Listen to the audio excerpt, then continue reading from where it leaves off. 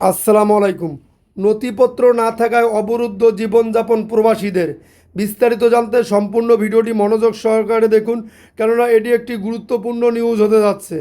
ভাগ্য বদলাতে 2024 সালে দালালের মাধ্যমে সৌদি আরব যান মাগুরার শালিখা উপজেলার সুজন মোল্লা। ভিসায় থাকা কাজ পাননি, পেয়েছেন অন্য জায়গায়। অবৈধ অবস্থায় অনিশ্চিত জীবন নিয়ে প্রবাসে ছুটে চলছেন তিনি। সুজন মোল্লা বলেন, কাপড়ের মার্কেটের কথা বলে আমাকে ভিসা দেয়। আমার সঙ্গে চুক্তিতে বলা হয় 9 ঘন্টা ডিউটি, 1400 রিয়াল স্যালারি। ভিসা অন্যান্য খরচ মিলিয়ে আমার কাছ থেকে নেয় 5 লাখ টাকা, কিন্তু এসে দেখি কোম্পানির কোনো কাজই নেই। হঠাৎ এমন খবরে আমি ভেঙে পড়ি। এরপর একটা কাজ দেয়, সেখানে 14 থেকে 16 ঘন্টা ডিউটি। এত কষ্টের কাজ আর অমানবিক আচরণ। 7 দিন কাজ করার পর স্যালারি না দিয়ে বাদ দিয়ে দেয়। এরপর কোথাও একদিন, কোথাও 3 দিন এভাবে খাটায়। কোথাও স্যালারি পাইনি, ভাবছি দেশে ফিরে যাব, কিন্তু ঋণের বোঝা থাকায় আর যায়নি। আমার সঙ্গে 3 জন পুলিশের কাছে ধরা দিয়ে বাড়ি চলে গেছে। সুজন বলেন, কিছুদিন এভাবে যাওয়ার পর একটা কোম্পানিতে কাজ দিয়েছে।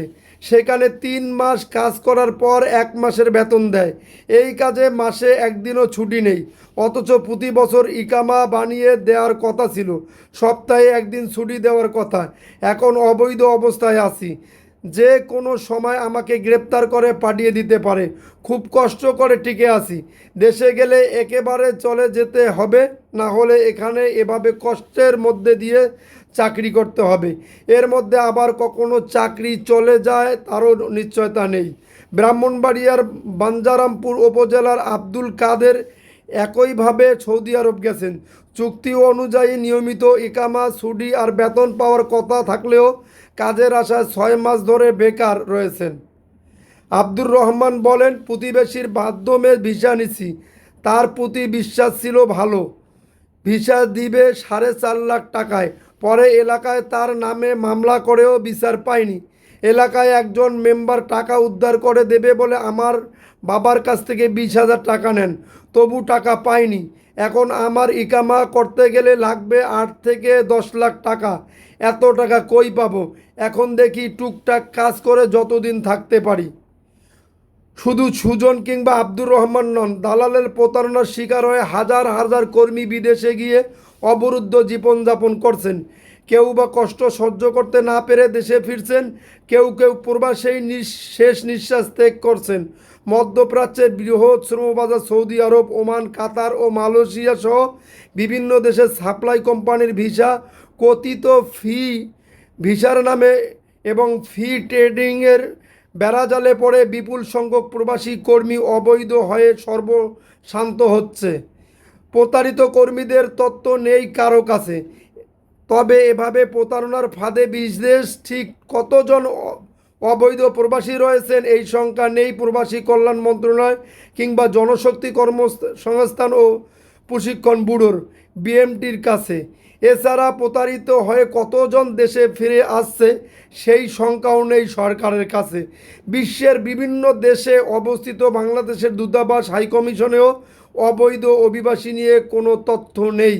এ বিষয়ে পররাষ্ট্র মন্ত্রণালয়ের পশ্চিম এশিয়া অনুবিভাগের পরিচালক মোস্তফা জামিল খান বলেন, বিশেষ করে মধ্যপ্রাচ্যের দেশগুলোতে অবৈধ শ্রমিকের সংখ্যা অনেক।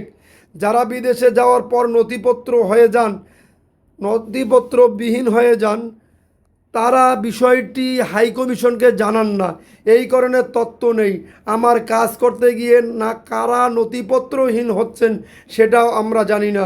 সুতরাং কতজন অবৈধ হয়ে আছেন এই তথ্য কেউ দিতে পারবে না। তবে অবৈধদের উল্লেখযোগ্য অংশ গ্রেপ্তার হয়ে কিংবা কষ্ট সহ্য করতে না পেরে দেশে ফেরত চলে আসেন।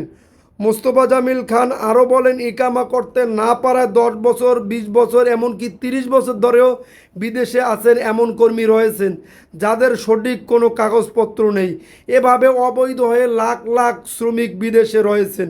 গত বছর ফেরত এসেছে 8,88,068 জন। অভিবাসন নিয়ে কাজ করা দেশীয় ও আন্তর্জাতিক প্রতিষ্ঠানগুলোর তথ্য মতে প্রতি বছর প্রায় 1 লাখের মতো নথিপত্রহীন বাংলাদেশি কর্মী দেশে ফেরত আসেন। যদি আপনাদের নিউজটি ভালো লেগে থাকে তাহলে অবশ্যই আমাদের চ্যানেলটি সাবস্ক্রাইব করে পাশে থাকা বেল বাটনটি অন করে রাখবেন পরবর্তী ভিডিওর জন্য।